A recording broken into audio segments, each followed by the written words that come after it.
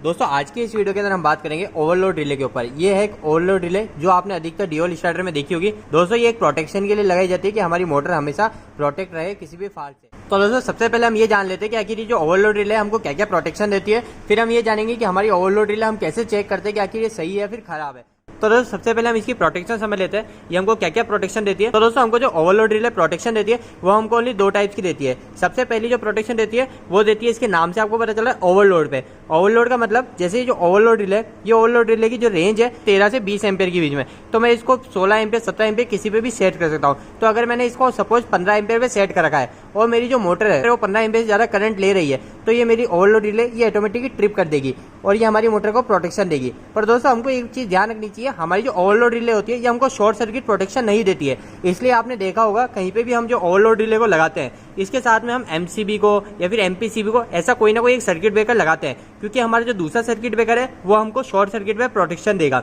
इसके अलावा दोस्तों हमारी जो ओवरलोड रिले हमको दूसरी प्रोटेक्शन देती है वो देती है हमारी phase failure protection. Phase failure protection का मतलब कभी हमारी मोटर जैसे 3 फेज की मोटर हमने इस पे चला रखी है, तो 3 फेज की मोटर कभी एक सिंगल फेज मिस हो गया तो हमारी मोटर 2 फेज हो जाएगी, और 2 फेज होने के कारण हमारी मोटर ज्यादा करंट लेगी और हमारी 2 फेज में मोटर हमारी जल भी सकती है, क्योंकि उसके अंदर जो मैग्नेटिक फील्ड बनेंगे वो सही नहीं बनेंगे और हमारी वाइंडिंग पे जोर पड़ेगा, तो उस कारण से हमारी मोटर जलने के पूरे चांस होते हैं। तो उस समय भी हमारी जो ओवरलोड रिले होती है ये हमारी उस मोटर को प्रोटेक्ट करती है। तो दोस्तों अब मल्टीमीटर की सहायता से हम इस ओवरलोड रिले को चेक करेंगे कि आखिर ये सही है या फिर खराब है। तो दोस्तों ओवरलोड रिले अलग अलग डिजाइन की अलग अलग रहती है, तो मैं आपको इस ओवरलोड रिले को चेक करके बताऊंगा। तो इसके अंदर ये बटन है, ये होता है दोस्तों रीसेट का बटन। जैसे कभी हमारी ओवरलोड रिले ट्रिप हो जाती है, हमारी मोटर कभी ज्यादा करंट लेने पे ओवरलोड रिले ट्रिप कर जाती है, तो हम आके इसको रीसेट करते हैं, फिर बाद में हमारी ओवरलोड रिले नॉर्मल फंक्शन में आ जाती है। इसके अलावा दोस्तों यहाँ पे जो 3 टर्मिनल है ये हमारे कॉन्टेक्टर में लग जाते हैं, और ये जो 3 टर्मिनल है ये हमारी मोटर के वायर पे कनेक्ट हो जाता है। तो दोस्तों यहाँ पे एक और आपको बटन दिख रहा है, इस बटन को अगर मैं यहाँ से सेट करके इसको यहाँ से नीचे कर देता हूँ तो हमारी जो ओवरलोड रिले ऑटो पे हो जाती है। ऑटो का मतलब हमारी जो ओवरलोड रिले ये कभी ट्रिप होती है तो ये ऑटोमेटिक बाद में रीसेट हो जाएगी, हमको मैनुअल जाके यहाँ पे रीसेट नहीं करना पड़ेगा। तो दोस्तों अब इसके अलावा इसके अंदर ये 3 टर्मिनल के अलावा इधर भी 3 टर्मिनल और होते हैं। तो ये 3 टर्मिनल का काम क्या होता है, ये हमारे कंट्रोल में उपयोग में लेते हैं। तो ये जो 3 टर्मिनल है, इस टर्मिनल में सबसे पहला ये जो कॉन्टेक्ट है ये कॉन्टेक्ट हमारा कॉमन का होगा। इसके बाद में दोस्तों जो ऊपर का इधर का साइड का जो होगा ये एनसी होगा और इधर का कॉमन होगा। अब हम इसको चेक कर लेते हैं आखिर हमारी जो ओवरलोड रिले सही काम कर रही है या नहीं कर रही।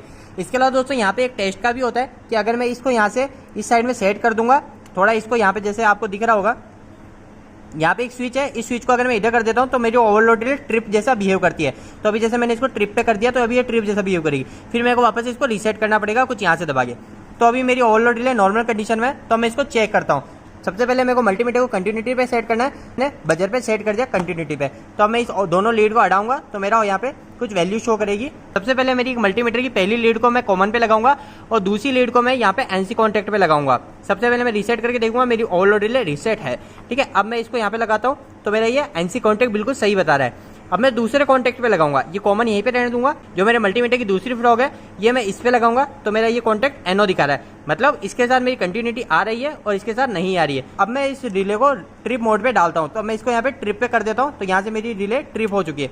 सबसे पहले दोस्तों मैंने पहली लीड को कॉमन में लगाया और दूसरी लीड को मैं यहाँ पे एनसी में लगाता हूँ। तो अभी एनसी में लगाने के बाद मेरी जो रिले है वो एनसी ओपन हो चुका है, क्योंकि ये मेरी जो रिले है ये ट्रिप हो चुकी है। अब दोस्तों मैं दूसरी कॉमन को यहीं पे रहने देता हूँ और इस पे लगाता हूँ। जो मेरा एनओ था वो एनओ एनसी बन चुका है, मतलब मेरी जो रिले है ये रिले ट्रिप कर चुकी है। अब मैं वापस से इसको रीसेट करूंगा। अभी जैसे मेरा ये कॉन्टेक्ट ओपन है तो मैं जैसे ही इसको दबाऊंगा तो ये एनसी हो जाएगा, तो ये एनसी हो गया।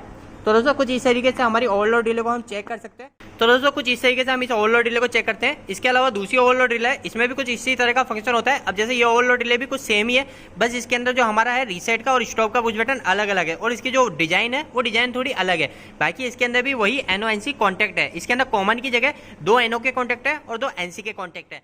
तो दोस्तों उम्मीद है कि आपको इस वीडियो को देखने के बाद रिले के बारे में कुछ जानकारी मिली होगी। अगर आपको ये वीडियो पसंद आया हो तो इस वीडियो को लाइक कीजिएगा। अगर आपको कोई भी सवाल इस वीडियो के प्रति या फिर इलेक्ट्रिकल से जुड़ा है तो आप मुझे नीचे कमेंट बॉक्स में कमेंट करके पूछ सकते हैं। इलेक्ट्रिकल वीडियोस अगर आप हिंदी में देखना पसंद करते हैं आज ही इस चैनल को सब्सक्राइब कर लीजिए। आज के लिए इतना ही, धन्यवाद।